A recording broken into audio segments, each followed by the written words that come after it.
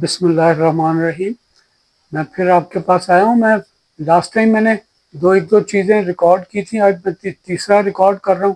ایک تو یہ تھا کہ انٹروڈکشن تھا فال کا، خاص طور پہ ہماری عمر کے لوگ جب 60 سے اوپر آ جاتے ہیں، 65 ہے 70 ہے، تو فال کا گرنے کا چانس بڑھ جاتا ہے۔ تو اسی کو کنٹینیو کرتے ہوئے آج میں اس کو کنٹینیو کرتا ہوں کہ وہ جو ہم نے کہا تھا کہ جب آپ کی اسیسمنٹ ہوتی ہے گرنے کی، اس کی وجہ جاننے کی کوشش کریں۔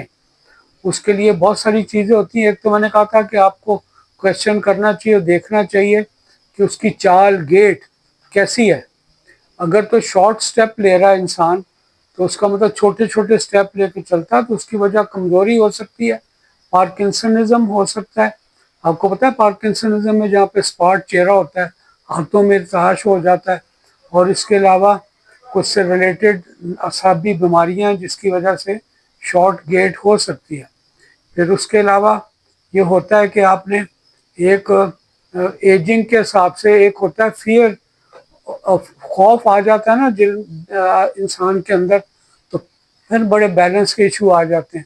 مجھے یاد ہے کہ میری وائف گر گئی تھی، تو وہ ان کا فریکچر ہو گیا تھا ہپ بون کا، اور ان کی DHS پلانٹ ڈال دیا تھا، لیکن وہ ڈرتی رہتی تھی۔ ڈرنے کی وجہ سے ان کی ایکٹیویٹی بڑی لمٹ ہو چلی تھی، جس کی وجہ سے ان کے ویکنس ہو جاتی ہے، وہ سبب بنتی ہے۔ دوسرا یہ ہے کہ یہ لوگ نارملی جو اس طرح کے ہیں جس کے اندر یہ آپ کو فیئر ہوتا ہے، تو یہ براڈ بیس چلتے ہیں، ٹانگیں تھوڑی سی چوڑی کر کے چلتے ہیں، اس کو وائٹ گیٹ کہتے ہیں۔ تیسرا اس کے بعد ہوتا ہے کہ فکس نی ہو جائیں، جیسے آپ کے نیز کے اندر کوئی آسٹیو آرتھرائٹس کی وجہ سے، روماٹائڈ آرتھرائٹس کی وجہ سے اس کے اندر فائبروسس ہو جاتا ہے، تو نی بینٹ کے بینٹ رہتے ہیں، وہ جو کنٹریکچر اس کو کہتے ہیں کہ جڑ جاتے ہیں، پٹھے سکڑ جاتے ہیں، اور یہ کارڈیسیپ مسل جو ہے نا آپ کے تھائی کے مسل کمزور ہو جاتی ہے، اس کی وجہ سے بھی چلنے میں مشکل پیش آتی، گیٹ بدل جاتی ہے۔ ایک پہ سلو گیٹ ہوتی ہے کہ آہستہ آہستہ جیسے جوں کی رفتار سے چلنا ہے، تو اس میں بھی فیئر آف فال ہے کہ لوگ گرنے کے ڈر کی وجہ سے آہستہ چلتے ہیں، کمزوری ہے، ڈی کنڈیشننگ ہو جاتی ہے، over long period of time مسل کمزور ہو جاتے ہیں۔ پھر پیریفرل واسکولر ڈیزیز ہے، آپ کے ٹانگوں میں سرکولیشن ٹھیک نہ ہو، اس کی وجہ سے ہوتا ہے۔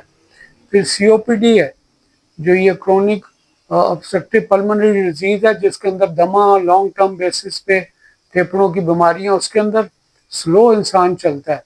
اس کے علاوہ انجائنا ہے، ہارٹ فیلئر ہے، جس کے اندر چلنے سے درد ہو جاتی ہے تو انسان سلو چلتا ہے۔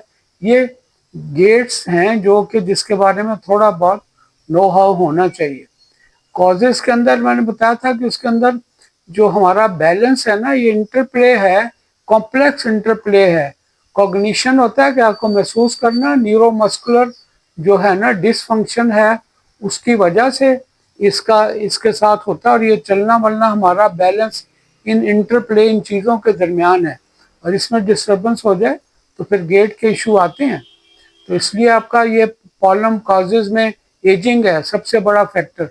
جو ایج پکڑتے ہیں، میں نے کچھ اسٹیٹسٹکس پچھلی بار دیے تھے کہ کتنی % لوگوں کو گرتے ہیں، ایج کے ساتھ بڑھتا جاتا ہے، اور یہ اس کی وجہ سے بہت زیادہ کمزوری ہو جاتی ہے، اور گرنے کا رسک بڑھ جایا کرتا ہے۔ یہ بڑا کافی سارا، یہ کوئی سنگل کاز نہیں ہے، اس میں ملٹیپل چیزیں ہیں۔ تو جب بھی اسیس کرنا ہے تو کمپریہنسو، یعنی ڈیٹیل قسم کا ایگزامینیشن کرنا ہے۔ سمپلی کہہ دینا کہ جی اس سے گر گیا، کیونکہ میں نے بتایا تھا پہلے بھی فالز پیتھولوجیکل بھی ہوتی ہیں، جس کی وجہ سے ایک بیماری کی وجہ سے گریں، کچھ آپ کے انوائرمنٹل فیکٹر ہوتے ہیں جن کی وجہ سے آپ گرتے ہیں، تو لہٰذا اس کو اسیس کرنا چاہیے۔ ہمیں جب دیکھتے ہیں مریض کو تو ہمیں دیکھنا چاہیے اس کے اندر کوئی بیماری تو نہیں ہے، ڈیزیز کو دیکھنا چاہیے۔ دوائیاں بڑی اہم ہیں، بڑی بڑی بہت زیادہ دوائیوں کا رول ہے، بہت سارے دوائیوں کی وجہ سے گرتے ہیں۔ ایک ہمارا ہوتا تھا فرسٹ ڈوز ایفیکٹ، میں نے پچھلی بار ہی بتایا تھا، یہ الفا بلاکرز ہیں جو پروسٹیٹ میں بھی دیے جاتے ہیں بیماریوں میں، اور بلڈ پریشر کے لیے دیے جاتے ہیں۔ لاسٹ ٹائم بھی میں نے منی پریس بتایا تھا کہ ونڈرفل ڈرگ تھی، لیکن اس کے ساتھ پہلی ڈوز سے ایک دم بلڈ پریشر گر جاتا ہے، تو اس سے چوٹ لگ جاتی، اٹھتے انسان تو پھر خطرہ ہوتا ہے کہ گر نہ جائیں. تو یہ ساری چیزیں ان کو ذرا دیکھنا چاہیے. پھر اس کے علاوہ آپ کا جو انوائرمنٹل فیکٹرز ہیں، یعنی جس سچویشن میں آپ ہیں وہاں ہے کہ فرش گیلا ہے گر گئے، یا آپ کا کوئی سٹیپ آپ نے کر لیا. میں بھی ایک دو بار ایسے ہوا ہے کہ سٹیپ کی اسیسمنٹ نہیں ہوئی، اوپر دیکھ رہے تھے نیچے ایڈیشنل ایک سٹیپ آ گیا، تو چاہے 3-4 انچ کا بھی سٹیپ ہے تو پاؤں اس کے اوپر آدھا پڑے گا تو پھر گرنے کا چانس ہے. یہ بڑا امپورٹنٹ چیز ہے، اس کو بھی دیکھنا چاہیے. اس کے علاوہ اور بہت ساری چیزیں ہیں جس کے اندر آپ دیکھیں کہ کچھ سیفٹی اکوپمنٹ نہیں ہے. میں نے ایک بار کہا تھا کہ میرا باتھ روم بڑا چھوٹا بنایا تو وہ مجھے بڑا سہولت رہتی، تھوڑا سا بھی ہو تو آپ دائیں بائیں ہاتھ دیواروں پہ پہنچ جاتے. جو بڑے بڑے جہازی سائز کے جو باتھ روم ہوتے ہیں جس میں دیواریں آپ چڑھ رہے ہیں تو کوئی 6 فٹ 8 فٹ دور ہے تو وہ خطرے کی نشانی ہے. پھر ہولڈنگ بنا لیتے ہیں لوگ، فریمز لگا لیتے ہیں دائیں بائیں، اس کو پکڑ کے سہارا لیا جا سکتا ہے. یہ سیفٹی اکوپمنٹ بڑا ضروری ہے. اس کی وجہ سے آپ کو جو چوٹ لگنے میں اور گرنے میں آپ اس کو روکا جا سکتا ہے. پھر فور تھنکنگ ہے، یعنی پہلے آپ کو سوچنا چاہیے کہ میں بالکل بلینک دماغ سے نہیں چلنا چاہیے کہ کہیں میں گر نہ جاؤں. اس کی وجہ سے آپ پھر تھوڑا کوشش ہو جاتے ہیں اور کوشش ہو کے چلتے ہیں اور پھر گرنے سے بچا جا سکتا ہے. یہ ساری چیزیں جو ہے نا، ہم نے انڈر لائنگ ایب نارملٹیز کو دیکھنا ہے. کسی کو لمپ تو نہیں ہے، کسی کی جیسے میں نے کہا کوئی ڈیفیکٹ تو نہیں ہے. تو یہ بڑی امپورٹنٹ ہے. میڈیکیشنز میں نے بتایا ہے یہ بڑی امپورٹنٹ ہیں. اس کے لیے کمپریہنسو اس کو دیکھنا چاہیے. جو بیزو ڈائلیٹر ہیں یہ آپ کا بلڈ پریشر کبھی زیادہ کم کر دیتے ہیں. الفا بلاکرز ہیں جیسے میں نے پہلے بتایا ہے. کچھ دوائیاں کی انٹریکشن ہے، ایک دوائی آپ نے لی پھر دوسری دوائی لی، اس کی وجہ سے خاص طور پہ بلڈ پریشر کی دوائیاں اس کی وجہ سے گر جاتے ہیں. لوگ ہپنوٹکس ہیں، نیند نہیں آ رہی تو نیند کی دوائیاں لی ہیں، اس کی وجہ سے آپ گروگی سے ہوتے ہیں اور جب چلتے ہیں تو گر جاتے ہیں. پھر یہ ہوتا ہے کہ کبھی کبھی آپ کو پیشاب کی ارجنسی ہوتی ہے، آپ اٹھتے ہی بھاگتے ہیں ٹوائلٹ کی طرف کہ میں جاؤں، تو اس کے چکر میں پاؤں الٹا سیدھا پڑ جاتا ہے. وہ بڑی سگنیفیکنٹ ریزن ہے ون آف دا کہ جس کی وجہ سے آپ کو یہ گرنے کا احتمال ہوتا ہے. اور کبھی کبھی کچھ ایسی ریئر چیزیں ہیں، پیریفرل واسکولر نیورولوجیکل پرابلم بھی ہے، واسکولر پرابلم بھی ہے جس کی وجہ سے گرنے کا احتمال ہوتا ہے. ایک وہ کبھی کہتے ہیں کہ پوسٹ پرینڈیل آپ کو ہائپوٹینشن ہو جاتی ہے، یعنی کھانا کھایا اس کی وجہ سے آپ کو کوئی سویٹنگ ہوتی ہے، پھر ویزو ڈائلیٹیشن ہو جاتی ہے، تو کھانے کے 30 سے لے کے 60 منٹ کے اندر اندر آپ کا بلڈ پریشر گرتا ہے اور آپ کا چوٹ کا چانس ہو جاتا ہے.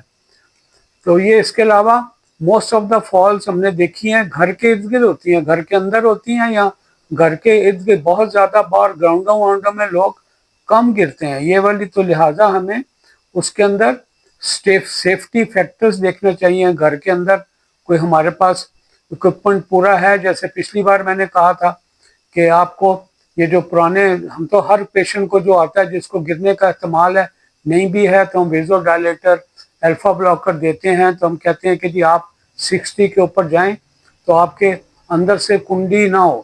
اندر ٹوائلٹ میں جاتے ہیں ایک تو سلو اٹھیں، تھوڑی دیر بیٹھیں، تھوڑی دیر کھڑے ہوں، پھر چلیں اور لائٹ میں چلیں، اندھیرے میں نہ چلیں. ٹوائلٹ گیلا نہ ہو، سلپری نہ ہو، اس کی ٹائل اپروپریٹ ہوں جو کہ سلپ نہ کرتی ہوں، گیلا نہ ہو. اور اندر سے آپ نے لاک نہیں کرنا، کبھی بھی لاک نہیں کرنا. دوسرا پھر ایک بڑا اچھا میں نے ایک جگہ پڑھا تھا تو کہہ رہے تھے کہ آپ کے ٹیلی فون گراؤنڈ لیول پہ ہونے چاہیے تاکہ آپ آرام سے اس کو ڈائل کر سکیں، کسی کو بتا سکیں. کیونکہ ظاہر ہے موبائل وائل تو آپ لے کے جاتے نہیں وہاں پہ، اور گر جائے دور چلا جائے تو بڑا مشکل ہوتا ہے، اٹھنا مشکل ہو جاتا ہے. اس کی بھی میں بعد میں بات کروں گا.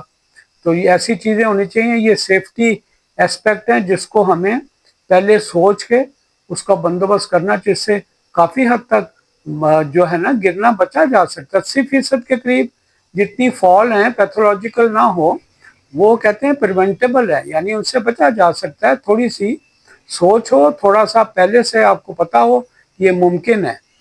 تو دوسرا یہ تھا کہ اب जब कॉम्प्लिकेशन क्या होती हैं, कॉम्प्लिकेशन बड़ी डिजास्टर्स भी होती हैं, रोज आए दिन लोग गिरते हैं, बाथरूम में गिरे उठ के खड़े हो गए कुछ नहीं हुआ, लेकिन बड़े मसाइल पैदा होते हैं। एक तो गिरने से पहले हाथ बंदा रखता है तो रिस्ट के फ्रैक्चर बड़े कॉमन है। इसके बाद हिप जॉइंट जो है ना, ये फीमर का, नेक ऑफ फीमर, उसका फ्रैक्चर बड़ा कॉमन है, बहुत डिजास्टरस है। और ये हमें उसकी वजूहात तो मैं नहीं कहता हूँ कि उसके कैल्शियम की कमी है, ज़्यादा मैदे की दवाइयाँ ली हैं उससे कैल्शियम की कमी हो जाती है, एज की वजह से डाइट प्रॉपर ना हो, एक्सरसाइज ना हो, तो बोन्स बड़ी रेरिफाइड हो जाती है, यानी उसके अंदर कैल्शियम की क्वांटिटी कम हो जाती है, हल्के से झटके से कटक करके टूट जाती है। वर्टिब्रा हैं, कमर की हड्डियां हैं, ये गिरने से वो फ्रैक्चर हो जाते हैं। फिर आपके टांगों के मसाइल, पैराप्लीजिया यानी निचला धड़ वेस्ट से नीचे पैरालिसिस हो जाता है। फिर आपका वीकनेस है, लोगों को बहुत कमज़ोर फ्रेल होते हैं। अभी हमारी बाजी गिरी हैं, वो बहुत कमज़ोर हो गई हैं, उनका शुक्र है फुल तो नहीं हुआ, नेक पे हेयर लाइन फ्रैक्चर हुआ है लेकिन काफ़ी पीछे जा पड़ी और दर्द होती है उनको। अब दूसरी बार गिर के तो वो ज़्यादा डिस्प्लेस हो सकता है। फिर हिप आपका फिर वो DHS वगैरह डालना पड़ता है, रिप्लेसमेंट होती हैं, तो बड़े लोग टॉलरेट नहीं करते इस उम्र में जब 70+ पे आ जाएं। तो इसके लिए बड़ा कॉमन है, इसलिए इसको करना चाहिए। और कमज़ोर, फ्रेल, वीकनेस, ये सब गिरने का सबब बनती है। इसके साथ साथ डर है, आपको शोर ना हो, डर लगे तो आपके गिरने का चांस हो जाता है। इसके साथ साथ जो आपका ये है कि इंडिपेंडेंस आपको नहीं लगती कि आपके साथ आपको कोई साथ जाए, ये भी बड़े मसाइल कॉम्प्लिकेशन है गिरने के साथ साथ। और इसके साथ गेट की ट्रेनिंग की ज़रूरत होती है। बहुत सारे इक्विपमेंट मिलते हैं, जो गेट ट्रेनर हैं कि जो आपके फिजियोथेरेपिस्ट हैं, गेट को ट्रेन करते हैं, आपका चलने का अंदाज आपको बताते हैं कैसे चलना है, उससे गिरने की काफ़ी सारी प्रिवेंशन हो जाती है। तो वजह के अंदर तो आपका ये कभी कभी ओवरलुक हो जाता है, सर पे चोट लगी तो सब ड्यूरल हीमाटोमा, हड्डी के अंदर जो है ना हो जाती है क्रोनिक हीमाटोमा, उसकी वजह से नहाई कमज़ोरी होती है, चलने वलने मुश्किल होती है, क्योंकि बज़ाहिर कोई चोट होती नहीं है, कोई वीकनेस नहीं होती, हाथों की फॉलेज नहीं लगता, तो उसको सेस नहीं करते। इसलिए वो ज़रा दूसरा मसला मैंने बताया था कि यूजली जब गिरते हैं फर्श सिपरी होता तो उठा नहीं जाता। तो ये उठना जो है ना उसकी ये बड़ा इम्पोर्टेंट है, इसकी भी ट्रेनिंग फिजियोथेरेपिस्ट से लेनी चाहिए। अगर गिर जाएं तो किस तरह उठना है, क्योंकि उठा ही नहीं जाता। बहुत सारे लोगों को जानता हूँ जो 4-4 घंटे उनको देखा नहीं है, वो उठ ही नहीं सके, फ्रैक्चर भी कोई नहीं है। एक तो फ्रैक्चर हो गया कि नहीं उठा नहीं है, फ्रैक्चर भी नहीं है लेकिन उठा ही नहीं जाता, इतनी कमजोरी हो जाती है।